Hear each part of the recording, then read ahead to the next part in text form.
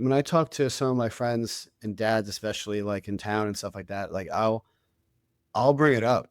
I'll Yeah. just be like, you know what? Like at the end of the day, like I'm just so grateful for that. And like you see, once I bring it up, the other dads are like, like they immediately go like, yeah, I Right. completely agree with you. And it's not oftentimes where you can have that, even that 15 seconds of like real conversation where they're like, yeah, you know what? Like it's it's not that bad. You know, Exactly. it's actually pretty cool.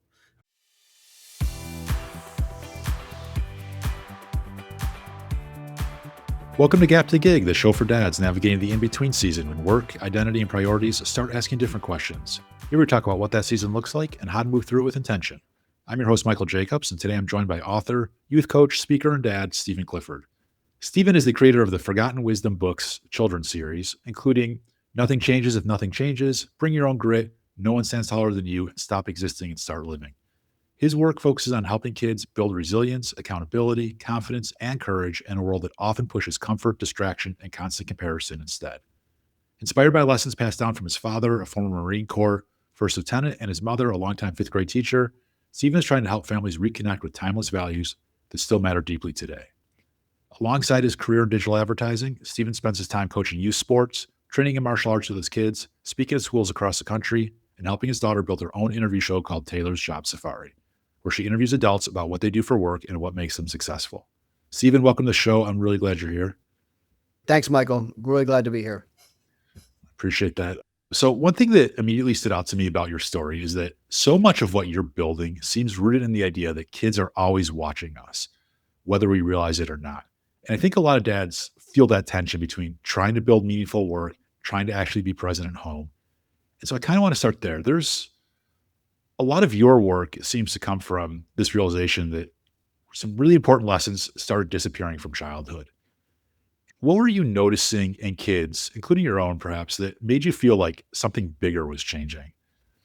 I think that's a good question. And I think that goes back to even before I had children, the world was changing. Right. And the world was changing in a way where I saw it getting a little softer. And which is going to happen with technology. We're all going to get more comfortable with things. I mean, you can pick up your phone and get food, any cuisine you want in 30 minutes or less, right? Right. And there's so many different things you could do from your phone. And just with that alone, the world was changing, and I knew that once my kids were going to come, it was going to get even worse, right? Because as we progress and as we evolve, new technologies arise, and it's just going to create more comfort than needed, I think, as children and as humans. And so I knew that I wanted to raise my kids with certain values. Now, when they're 6 and 9 months and 12 months old, there's nothing really much you could do besides change a diaper, right? And working Right. on their sleeping habits. But as they started getting older and we were reading to them, I realized that there were books. Every book that I was either gifted or bought or looked at was passed down to me, didn't really speak to what I was preaching to them at home or what I was my wife and I wanted to raise them with. And I realized I'm like, I kept looking, and the only books I could find truly that fit some of the bill there was the Berenstein Bears books, the old school 80s Sure. books, Yep. that long time popular series with Mama Bear and Papa Bear. And, there's only so many times you can read those books. And Right. so, I wanted to get a more modern twist to it. And I didn't want to be someone who just preached to my kids about grit and accountability because that can get boring and old and stale very quickly, especially to young minds. And so I realized that I needed to do something about it. And I figured, with the extra time I had with COVID, why can't I do this myself? Why can't I just begin to write stories about them, about things that they are doing? Not only are they doing, but what they did. So I started writing the books when my kids were 4 and 1 years old. The idea came to me, and I aged the kids in the books to be like 9 and 6 or 10 and 7, because I'm like, what problem can a 1 year old have, right? Right. And so as my daughter is 4 and 5, and as I'm writing these stories and as she's going through these problems, I had a 9 year old and 10 year old problem, and I had a 6 year old problem, right? So I had them with all different types of issues that they were going through, whether it be bullying, whether it be learning how to ride a bike, or understanding what accountability looks like, with either school, teachers, or sports. I thought these are things that are going to happen to them. It's Right. inevitable. They're inescapable. Um, how do I navigate that message to them is going to be important. I love that. It's so interesting to think about now. Like, I grew up on Berenstain Bears. Like, I was a child of the '80s. Like, I remember those Of course. books, right? And I read some of those to my Yeah. kids as well. Like, I mean, I don't recall. I mean, it's been a few years since I've read a children's book, so I don't recall like the exact messaging in those books, but I do remember those characters, right? And there was some stability in seeing them show up in these situations again and again. But those books were written decades ago, right? Mhm. And our society has changed in that time. Like you said, like we live in more modern times than we did back when those types of books were written. And there's been all sorts of other books that have been written over time. And while the lessons or the messages may be the same for our children, the way that they comprehend them and the way that they experience them are different today than they were when we were kids or when our parents were kids, right? And so it's so interesting to me that there is this gap. I don't think many of us had thought about like, yes, these books are written for kids who are, 3 years old, 6 years old, 9 years old, whatever age they may be, but they're written for those kids in a different era, in a different time, right? And we talk a lot as dads about like meeting the kids where they are. Mhm. It's hard to meet them where they are when they are experiencing a different era than what we're reading to them, right? And so Mhm. if we can bring the stories to them and make it more relatable, I can see the benefit of it. Now, it doesn't mean that they can't get any benefit from these older books either, right? Like there's still the messaging is there, and it's interesting to be able to take kids back in time and be like, this is what it was like when I was your age, or this is what it was like when your grandparents were this age, and be able to share those types of stories. But it's really fascinating to me that you've found this gap that you wanted to fill, and you're able to build these stories, and they're based off of such realistic challenges, right? Real challenges. Like you talk about bullying and you talk about like grit and determination, right? Of like things that kids actually, you know, having them build confidence through experiences that they live, Mhm. right? And there there is never enough of that messaging out there, I don't think, right? Like, and it helps to reinforce the messaging that we try to provide to our children, right? Of, we this is what we hope for you. This is what we, hope that you're able to accomplish and become. And through these books, we're reinforcing the messages, the positive messaging that we want to give them. So I just find it super interesting. I'm wondering, like, how did your childhood, when you were growing up, it was before smartphones, before social media, right? Unless you somehow have aged very quickly and Yeah. only born, 15 years ago. But what are some of the lessons or experiences from your own upbringing that you are trying to reinforce today, or you're kind of grateful for that you have today to use this perspective when raising your kids and writing your books and speaking to other youth? Yeah, I think one of the ways, and I know you mentioned it's good for children to see themselves in their own stories and understand that, and then that's one of the things that I really want to do is be authentic. The authenticity was important to me to have not just made up fairy tale stories, but actually real stories that actually happened to them. And so that way they can build off that and they could see themselves and use that. And I knew that by doing that, their stories, while unique to them, it could be very comparable to other lives, kids the same age that were going through the same struggles across the country, across the world. And I knew that, them going through these struggles, while that particular instance may have happened to them, that also could be replicated across every single kid that age. Right. Um, it's funny you mentioned that with my childhood and the way I was raised. Both my parents were, my mother was a teacher, like I said, but she almost semi-retired to raise us. She was a stay-at-home mom when my father worked, and then she went back into teaching when we were more closer to middle school and to elementary to help have a second stream of income and to help pay for college and whatnot. But it was a home that was always built on reputation. It was a home built on accountability and making sure that what you say you're going to do. Right. And that was, I remember that was one of the main lessons that I remember coming home with, is that if I complained about something, my father would look at me and be like, well, what are you going to do about it? I mean, you could just complain, but is that the type of person you want to be?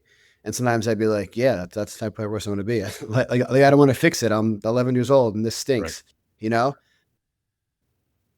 because the light bulb doesn't come on right away, right? Yeah. For kids. And so, it's got to be beaten into you a little bit to the point where or it's shown to you, here are the ways where here's the path. Here's the path you can choose, and you can choose either path. And there are times where I took the wrong path. I mean, there are times where I had to learn the hard way and have to learn about accountability and consequences for actions. And, it stung many, many different times. And so I think, wanting to show my children the same path and not so much let them not fail like that's one of the things that I really wanted them to do. I'm beginning to write my sixth book, and it's called Failure is a Gift. And it's completely all about embracing the failure part of life and learning from what the failures give you. Because oftentimes when you win, quote unquote, win at something, the success gets covered up in some of the things you did wrong. Like you may do something you did wrong, but happen to get the win.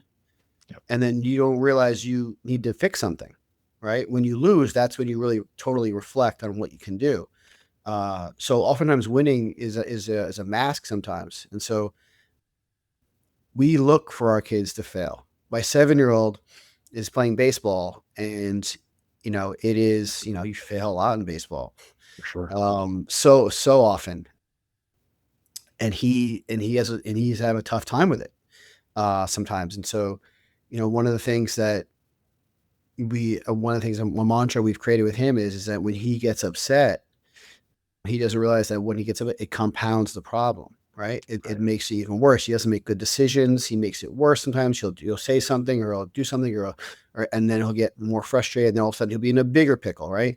And so one of the things we started to say was, I'm like, when he gets mad, I'm like, are you a volcano? And then his response is no. And I said, then what are you then?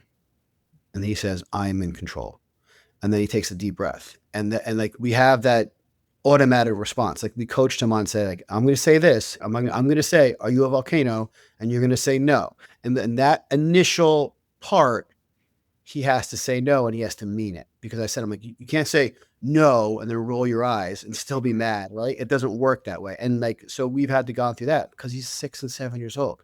Right. So he'll get mad and be like, no, I'm not a volcano. I'm like, who's in control? I am. And you take a deep breath, and then he'll realize that, like, all right, this is the path you need to get over something. It's okay to be upset. We played baseball in a game, and he got up. There was bases loaded, 2 outs, and where he's in a league where they have kid pitches a few innings, and Sure. He had one pitch that was over his head, and the umpire called it a strike, and he's like, "What was that?" The second pitch, he fouled off, and the third pitch again was like at the brim of his hat or higher, and they called it strike 3, and he was so pissed. And he's like, "That wasn't a strike." He turned around, and it was the end of the inning. He turned around, and he hit his bat against the pole, and was just like, and I was like, "Whoa!" And then his coach told me to back off so he could deal with him a little bit, and I took a step back. And then I looked at him as he went out to the field. I was like, are you a volcano? And he's like, yeah. And I'm like, who's in control? And I am. And we kind of looked at him and was like, don't let this affect you the rest of the game. And then after the game's over, we talked to him about it. I'm like, listen, there's going to be bad calls. There's going to be calls that you don't agree with. There's going to be calls that upset you, but you can't let that affect you. You can't let that affect to get upset more. And I think I had to check myself, because I reacted and I was like, "Oh," like that wasn't like we call him strike three. I remember, and I think he looked at me reacting and got even more upset. Like, "Oh, I'm justified now. My dad's upset, Right. and so now I can react." And I think that's a learning lesson for me. Is like I need to be. I need what I am doing is going to reflect on what his response is oftentimes. So that was a learning lesson for me. But 100%. These are things that I want him to learn at. We want him to fail. We want him to do this. And we did this many times in the book where we had, when we learned how to ride a bike, like we didn't give them training wheels. We had the little bounce bike for 3 months, and then we gave them their bike, a two wheeler, and I would just take their back of their bike and just hold their seat, and then just push them. Yeah. And you get a lot of squealing. You get a lot of don't let go, don't let go. And, they wouldn't go too fast or they would fall and, cut themselves oftentimes. But I mean, I think one time he kind of scraped his knee, but my wife and I wanted him to, and both of them, my daughter too, we wanted them to feel what it's like to fail and to have that healthy fear of this is what's going to happen if I fall. My knee is going to hit the gravel, my bike chain is going to hit my shin, all this stuff's going to happen, but this is why I need to correct myself. And so they're almost optimizing themselves in a way where it's not a completely safe environment. There Right. has to be some level of danger, I think, for them to grow. Right. I love all of what you just said. I mean, there's so much to unpack here. Like you met your son where he's at, right? With this volcano messaging, right? Like you found what on the surface is a simple sort of give and take, two sentence or two lines each conversation that you can consistently have that gives him a starting point to recalibrate, right? Of like, are you the volcano? No, and in one more sentence, one more call and response, and it's able to help him learn to start to self-regulate. Mhm. But to me, like the one thing that jumped out more than anything was something you said early on here, which was that you it takes time. It takes it, they don't necessarily learn it the first time you try to teach your kids whatever it may be, or guide them to learn some sort of lesson, right? It is something that has to be reinforced time and again. There needs to be consistency there of this is the proper way to respond in that type of situation. And it's tough, Michael, because you may think that you're not doing the right thing, Right. and because they're not responding right away to it, and then you're like, "Why am I beating a dead horse? Am I continuing down a path that is never going to work? Right. Right? Is this not the right approach?" And so Right. I wrestle with those thoughts late at night, often because I think I'm I'm I'm I'm not the perfect father by any stretch. And so I'm trying to figure out ways that work and resonate with each child because each child is different. And so what may work with my daughter won't necessarily work with my son. So my daughter, if you are strict with her, if you are, um, I would say authoritative, but she does well when there's guidelines and there are rules, and she will follow those rules, and you will see the best out of her because she will be trying her hardest within the parameters of the game. Sure. And I try so like we learned that in martial arts. Like if we have a coach who's just like lackadaisical and lets the kids do whatever, she will push the envelope and she will, you know, do what she wants. But if there's a sensei who's like, this is what we do, boom, this is where you need to be, this is how you sit, this is where I need you, she will do it. She will do it, and then you'll see the best athlete version of her. Right. She thrives I on tried that. structure. I tried that with my son, and he was like, "Get out of my face." Like Yeah. no. Yeah. He needs more positive affirmation. He needs more words of encouragement rather than, "Hey, you need to step it up and fall in line." He'd be like, "No, that doesn't work with me." And I need more like, "Hey, you know what? You're doing better. Good job." And yeah, there's a balance too, because it's not all soft talk with him. Like there are times where I'll get on him, but I also need to know that, like, I need to balance it that and same with my daughter too. It's not all just like, "This is what you have to do," and then you fall in line and your or like follows order all the time. Like it's a balance between the two, but it's not 50-50. And that's what you Right. learn with the two children. It's like there needs to be a 65-35, an 80-20. Like you need to find that balance of how you deal with them. And I think that that's the challenge. It's also the fun of parenting too. It's just like when you think about it, there's such value, such weight that you're raising a child and you have such decisions that you're making for them, and all with the best intentions. Right. But I know that doing too much for them and allowing them to fail is going to help them in the long run, regardless if it's the right method of how I deal with it. Allowing them to fail in certain in environments to then learn from that, as long as they have that mentality of like, I'm not a loser, I'm not a failure. This is just something that happens in life and how I respond. Another thing we say to them, and we say, you know, I say, everybody falls. Yep. And then his response is supposed to be, but the tough ones get back up. Right. And so it's like in life, everyone falls. Everyone falls. But who gets back up? Right. You look around the world and you see people, some people didn't never got back up from when they fell. Right. Some people are still walking around and never gotten back up. And so we always tell my children, but what do Cliffords do when they fall? And like their response is, they get back up with like these little like sweet voices, because that's what we try to emphasize in them. And I know that when I'm not there, if that happens, that third voice in their head, will kick in. And Yep. I think that's the goal, is to be like, what do we do when we fall? Tough ones get back up, and they can whisper that to themselves. Yep. So that's the different things that I walk through in my mind. Yeah, I love that. I like how you recognize that everybody's different. Each kid is their own person, right? They have their own personality, their own motivations. And like you said, like your son might need doesn't thrive as much on structure as your daughter does. Your daughter prefers a little bit more structure. Your son might need a little bit more positive reinforcement, right?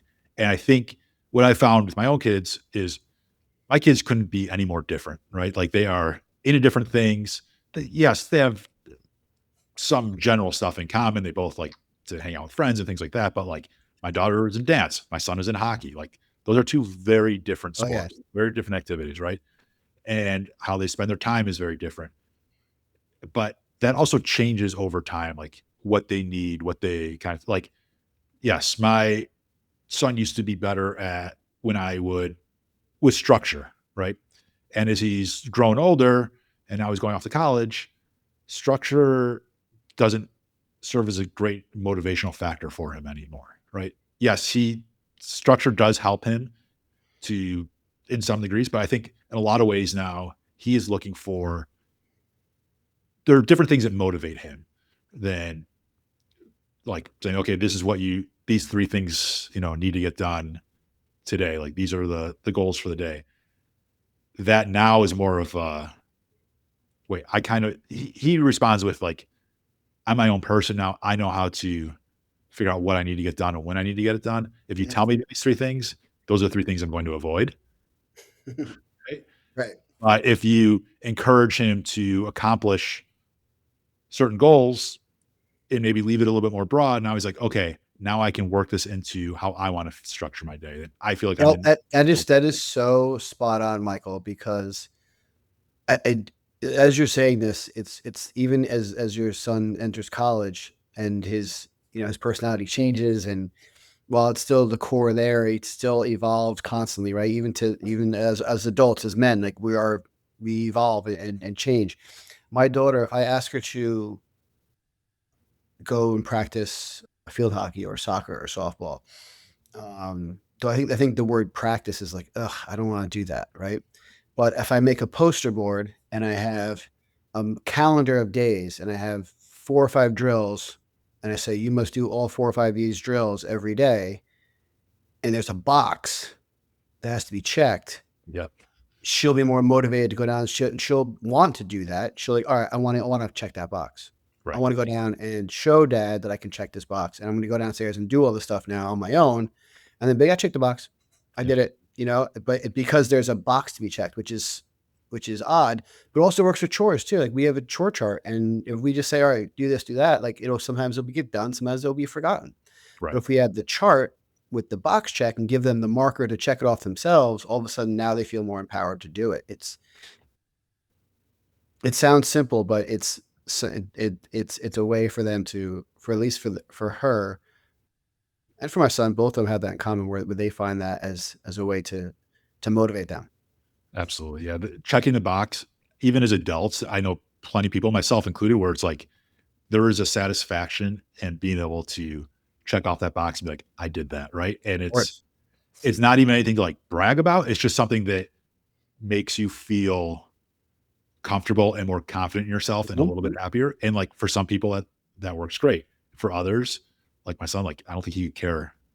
There's nothing he would care less about than checking a box, right? Checking He'd off the rather get it to-dos. done and be able to go on to focus on whatever he wants to spend his time on next.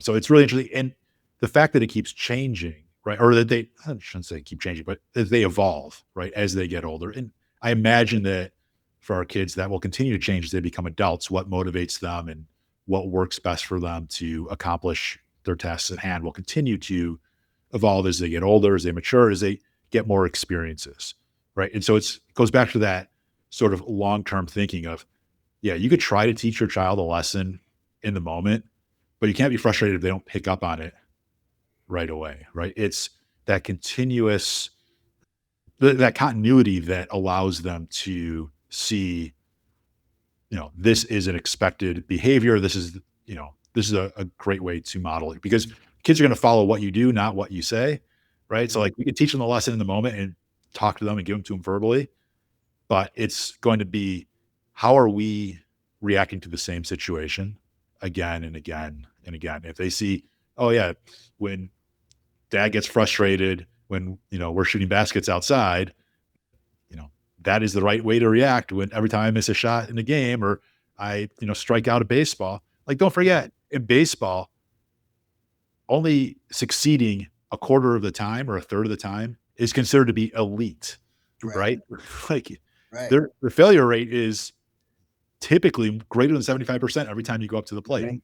right? So it's an experience that you model it not just in that moment at the baseball game, tell them to calm down, but it's like, how do you react outside of that game? When you guys are home and you guys are playing and you lose the game, do you, throw a fit and throw the pieces everywhere we're playing a board game? Or do you just, congratulate the other person, take a deep breath, kind of move on, accept and be like, you know what, next time I'm going to change my strategy. I'm going to do something else. I'm going to get excited about the next one and move on. Mhm.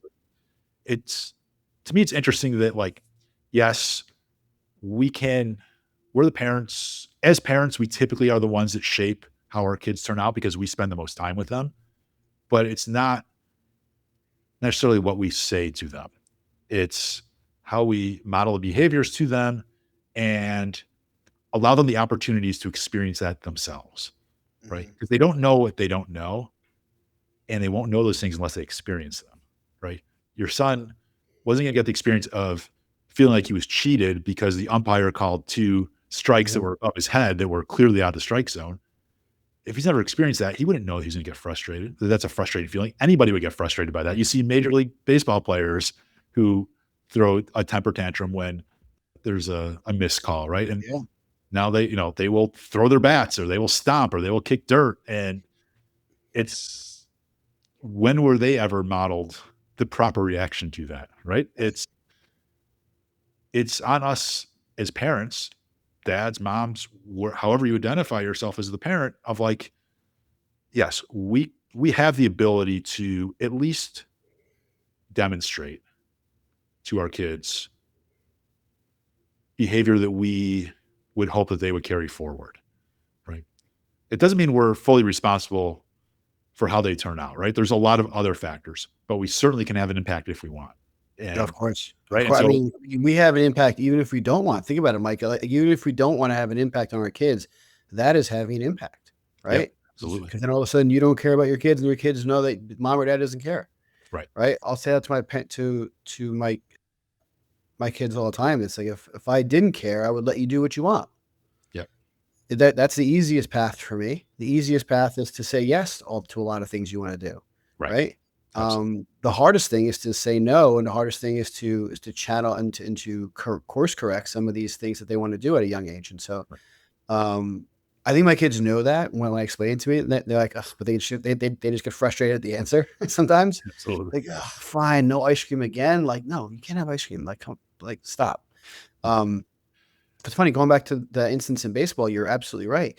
Like that was the first time my son had a reaction like that, where he got like mad and got upset. And this coach came to me after the game and was like, you know what? I'm glad that he cares. Yeah. I'm glad that he's passionate about what happened.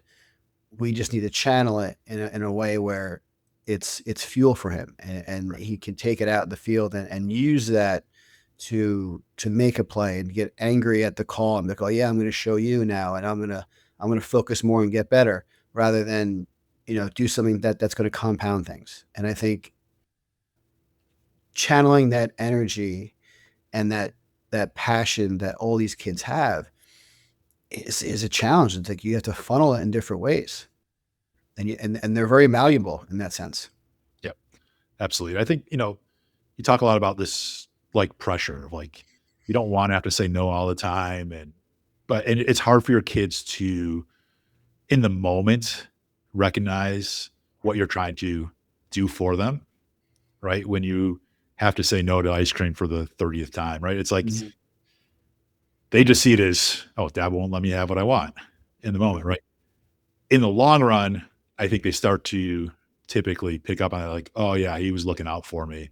He was doing the right thing. And I think as they become adults, I think for myself, it was like when I had my own kids, like, oh yeah, now I see why my parents did that, right? Like they're not Mhm. going to see the moment. Again, it's that long game. But I want to talk about pressure with you a little bit more because there's more than just the pressure in the moment of being present for your kids. There's, I think, a lot of dads that I talk to, they feel pressure to provide, to succeed professionally, keep pushing forward there. But then they worry about, like we talked about, like you don't necessarily have to be there for your kids. That's a choice you could make. It's not one that we recommend typically, right? But there's this pressure to not only provide, but be there for their kids so that and demonstrate for them like how you live in a positive way.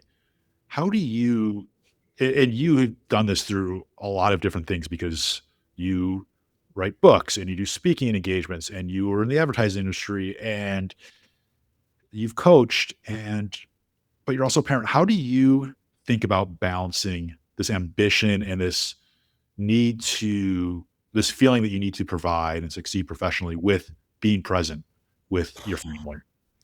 Michael, this is such a great question because I was just thinking about it this morning, and I was actually talking to a friend about this because I haven't seen her in forever. It was a friend when I was in the fifth grade, and she texted me about something and about hanging out with all of our high school friends, and I was talking to her about balancing this exact same question. So I have I think one of the toughest things for me is balancing gratitude with the want for more.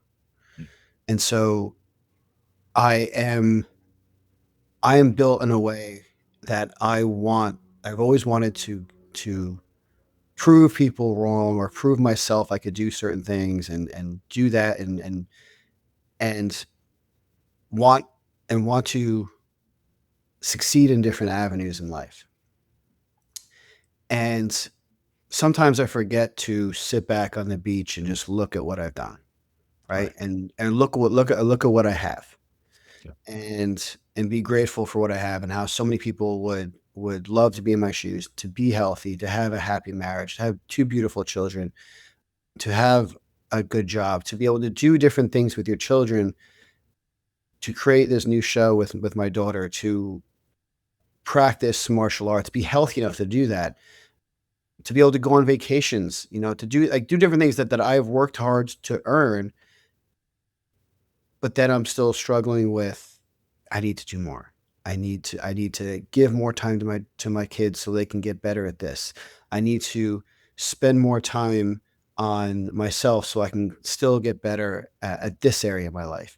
And this area, I'm not doing enough here. I'm not doing enough here. I need to do more. We are homeschooling my daughter here for the first time this year, and my wife has put a pause on her professional organizing business. And so my line of work is the single income for the household. And so there comes a certain amount of pressure with that. Um, and I need to make sure that I'm putting enough time into that first and foremost, Right. and then what's left over for everything else. And so, but that's a priority too. So there's so many different priorities and there's level of changes. And I think that balance of wanting more, but then also sitting back and be like, man, I should really be grateful for what I have. I should really be grateful for all the things that I've done already and for what I have currently in the moment. And so many people have less and are still happy, Yep. right? I mean, I don't have the answer. It is a tough balance for me to I think faith oftentimes gives me that level of balance, Sure. being able to pray. That kind of level sets me a lot. I think one of the things that one of my favorite sayings is that both faith and fear ask you to believe in something that you can't see. You just have to choose, right? And so it's that level of, am I going to be scared? Or do I believe in myself? Or do I doubt myself? Do I doubt the things that are happening? Or do I believe things will work out because I'm going to make the right decisions? I'm going to do the right things. And I think that helps me steer myself and kind of take deep breaths and be all right. You know what? I have such good intentions. I always find time for everything I want to do. I'm going to make the right decisions, and everything's going to work out in the end. Um, Rather than continue to doubt, continue to be upset, always be, you know what? I missed the boat here. I missed the boat there, or something. I need to put more time into this, and I think that is healthy to have. I think it's healthy to want that. I think a lot of times I'm not the type of person to be content with my life at 45 years old and be like, this is, I'm not going to do anything else in my life. And this is who I am. And I'm just going to coast. Like, that wouldn't work with me.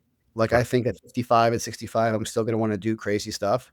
Like, I was talking to my wife about running with the bulls in Pamplona. like, like, I don't know, just why not? And, and maybe I don't do that till I'm like 52, but like, maybe I'll do it one day. But it's not a priority, right? But something that I think I'm always gonna wanna try to do some different things, and then also bring my kids along for some of these different experiences. That has to look back and be like, "You know what? What I have is pretty cool." Like like, what I have with my kids, they may not be the best at everything, but damn good I love them, and they're good at what they do, and I have to go back and forth with that. So it is a tough balance between being that sole provider, being that provider for your family, being that protector, wanting more for them constantly, Right. but also sitting back and be like, you know what, like you should be pretty happy with what you've accomplished, Absolutely. and the future is bright, depending upon what your attitude is. Right. If your attitude is then your future is not going to look at as good as going to turn out that way. Yeah. You know, So well there said. there are dark times that come for all of us. Yeah. Especially when we talk about gap to gig. Like, there are times when I've been unemployed before too, and it's, that level of doubt, of course, creeps into your head. Right. Um, but letting that stew and letting that fester is not going to help you in the long run, and you have too many people counting on you to let it happen. Yeah. Absolutely. Very well said. Appreciate that.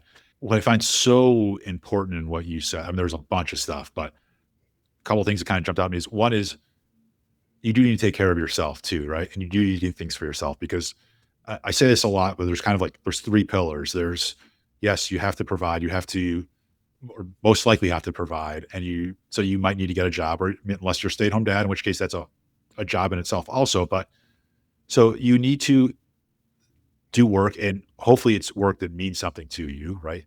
You also want to be present there for your kids and your families, your spouse, your people that matter to you most, extended family and friends, whoever it may be.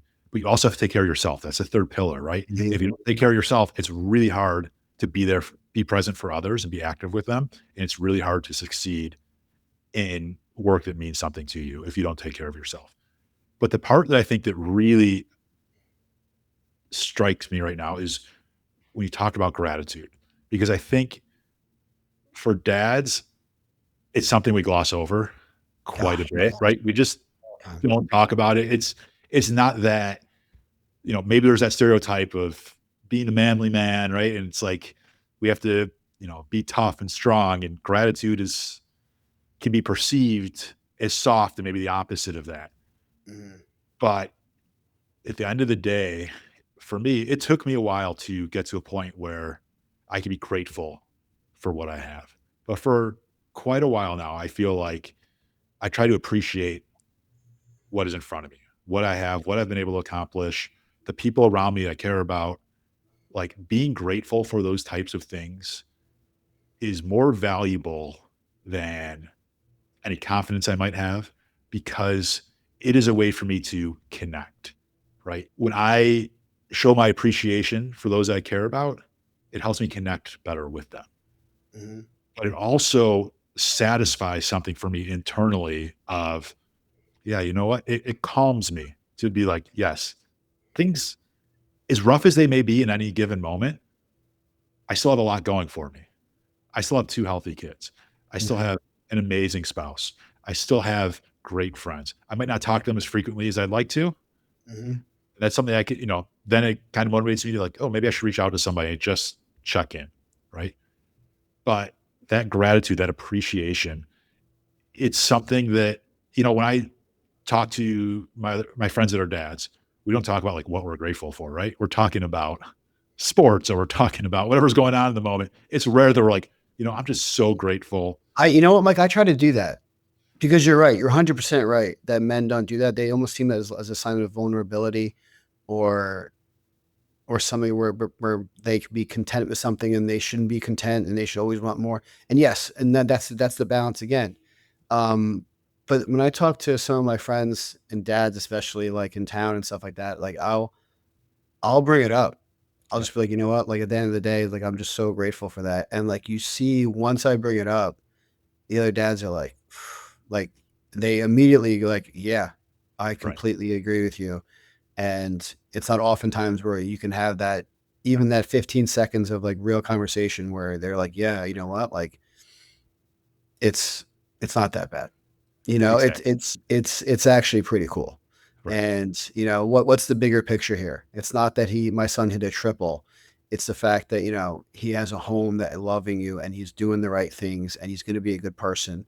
And he's on his way to building that solid character that you want for him in life. Yes, there are going to be times when he hits that big hit and I'm jumping off the ground and I'm like, yes, finally all the work we've done and it's coming out. Like there's no shame in that. Like, of Right. course, like we want that.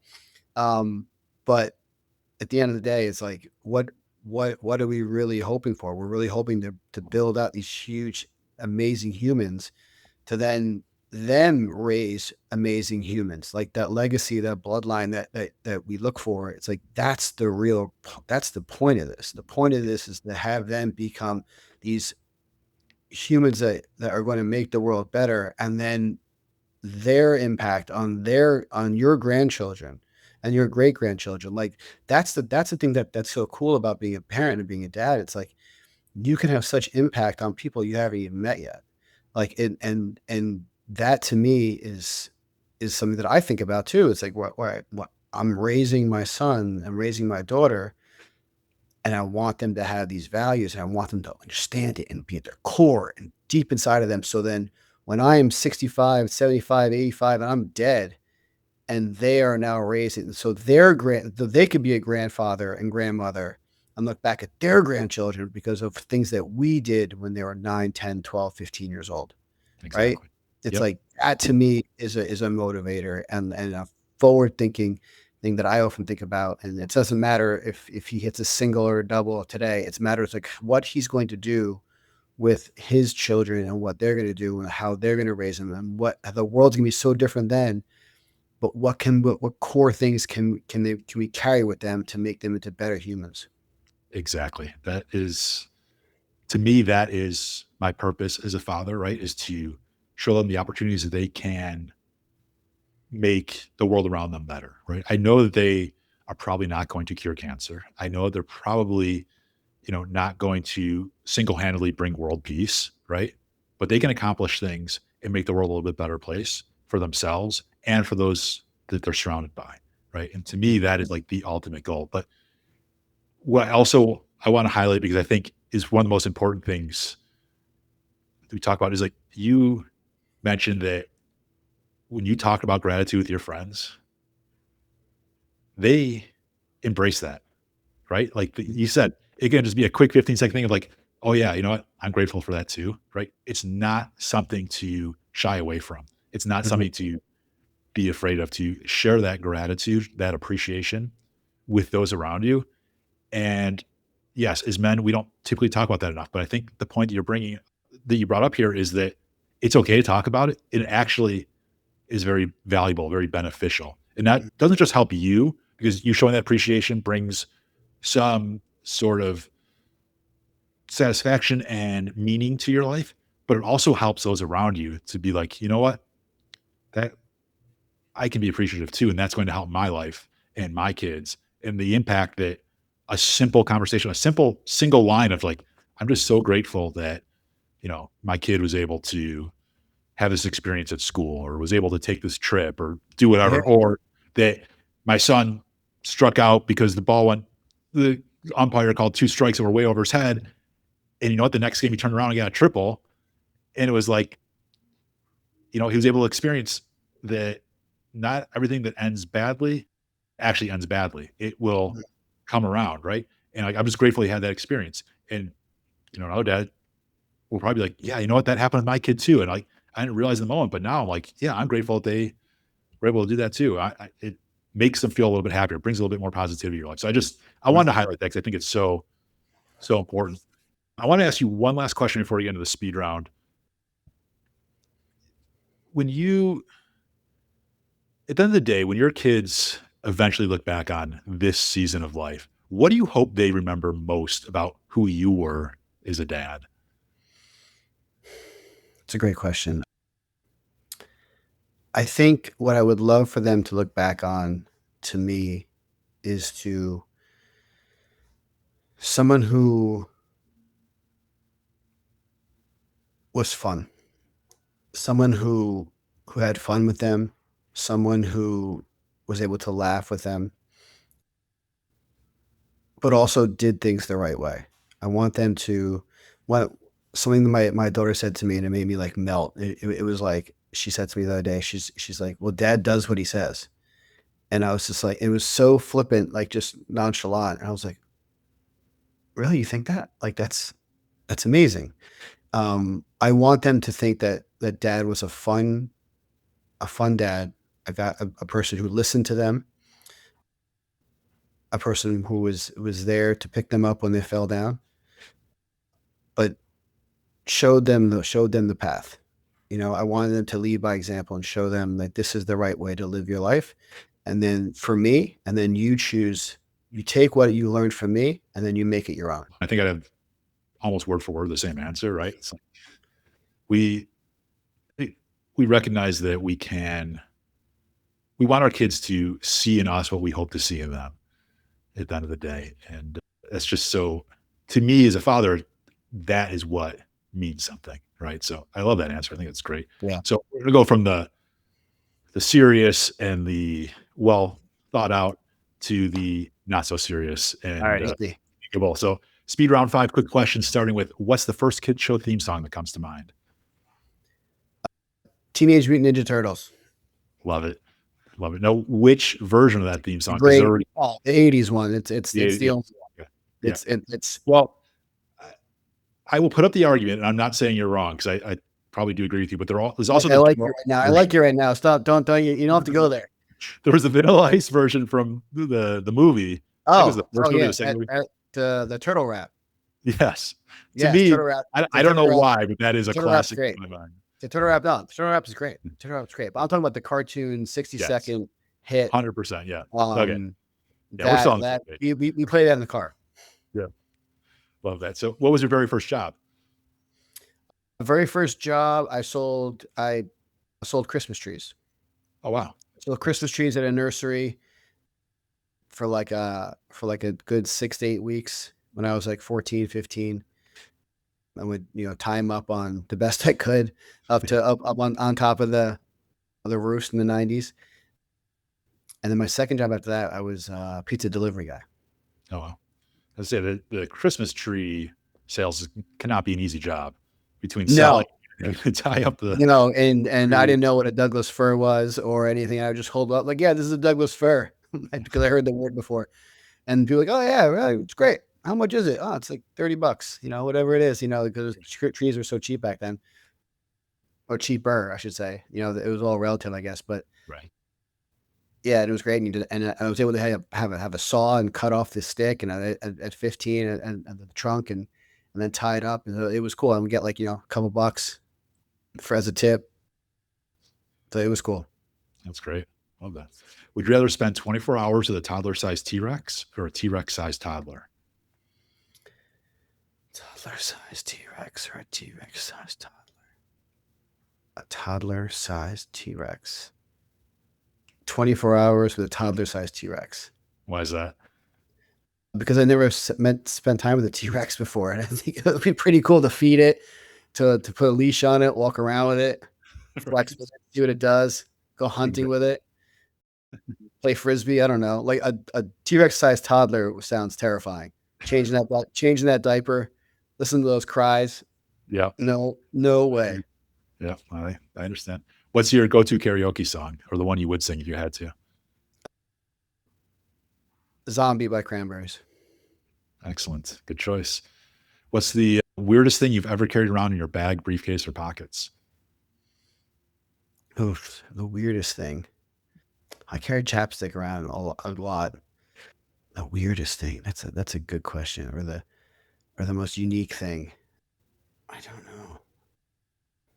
I'm kind of boring in that sense. I don't know. I mean, I do carry a knife in my bag, but yeah, I don't know.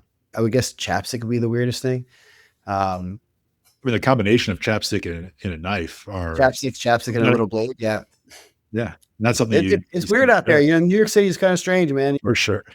Well, Steven, this has been a really thoughtful conversation. I appreciate it. And normally, this is where I allow the opportunity to kind of promote whatever you're working on. But I want to break this out into two parts. I want you, before we wrap up, I want people to know where they can go to learn more about you, your books, and the work you're doing. And then also, I want to talk about Taylor's Job Safari right after that. So let's start with, like, where can people go find you if they want to learn more about the children's books you're writing, any of the work that you're doing? We have 5 books we've written on the Forgotten Wisdom Books series.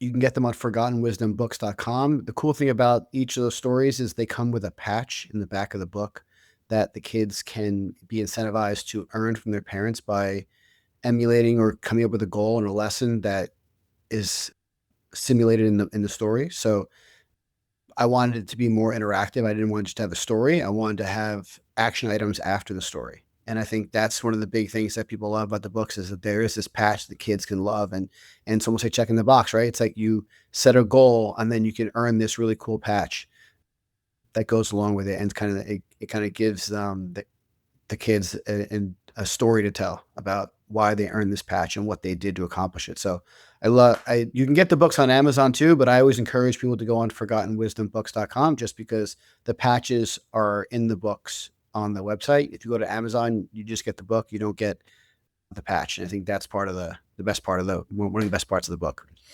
Awesome. So cool. We'll put a link to that. And you can also go on Forgotten Wisdom Books on my Instagram.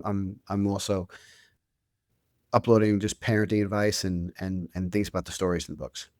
Awesome. Awesome. Put that in the show notes as well. I also wanted to make sure we mention Taylor's Job Safari, which is your daughter's project.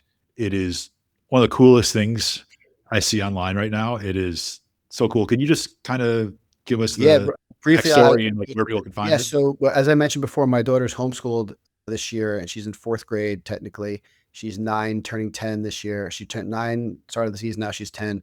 And we came up with an idea that we wanted her to get some real world experience and best utilize the time that she has when she's technically at home in school. And so we wanted to give her almost like a master class in different occupations that she finds interesting and find experts in these fields.